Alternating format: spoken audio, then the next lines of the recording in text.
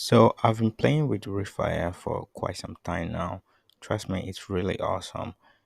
Imagine you're building a large scale application where you have to refer, your users have to refer each other to get onto the platform, that kind of stuff.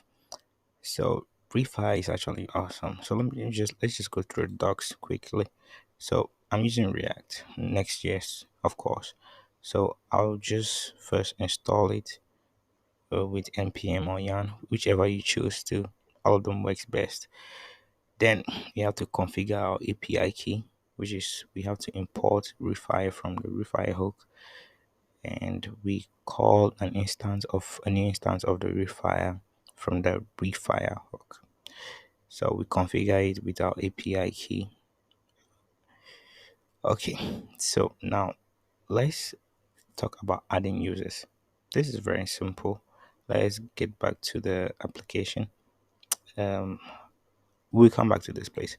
So, oh, sorry. So we have here a simple application of let's say an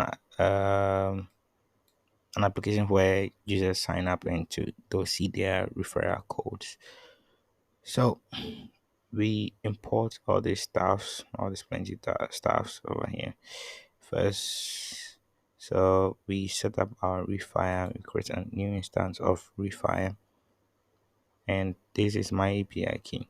So we create a user object, the user object must have a user ID, a name, and an email. So these are the things that it requires.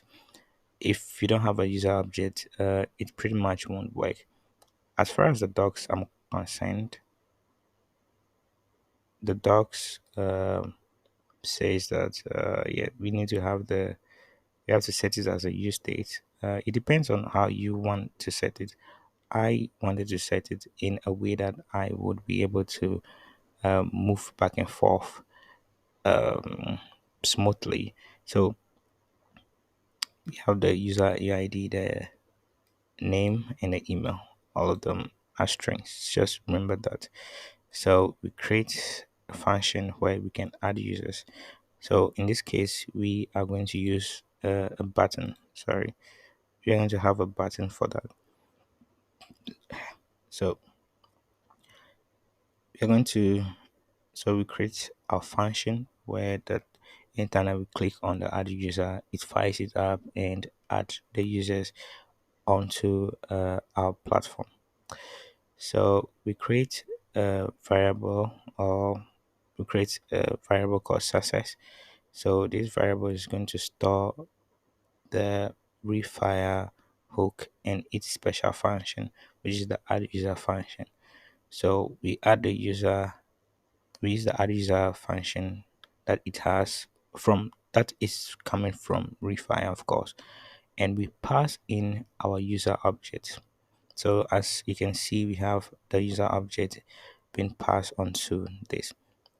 Remember to make this function a single wait.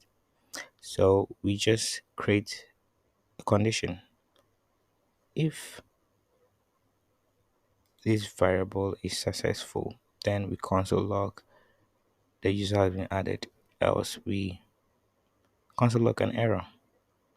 So this is basically just how we add users to the platform. So what if we want to um, actually get the users code, referral code? So how will we do that? So now we still have to use um, the React use state and use effect, and we import the refire from the refire hook. We create a new instance of it. We create a state which can keep our referral code for us. Then we need to get the unique UID. Then we get the code. We create a variable which can keep or which can store the code for us. Now we create a condition to set up the code and everything. Use the use effect to display our results dynamically. So when we come back here, this is what I did. So I created a function called get user referral. So it's an async await function. Then I got my user ID from the user object from the top. Okay, so we can see it from here when you hover over it, and I'm getting the user ID. Now I created a state where it can save the user ID. So I'm using for the user ID, I'm using something called the UUID. Uh, it's a bit 8 long um, code. You can check that out. So I created a state called a UID state. Then basically this state is going to hold in the UUID value for me, which is going to give me the user a unique UID value. So yeah. So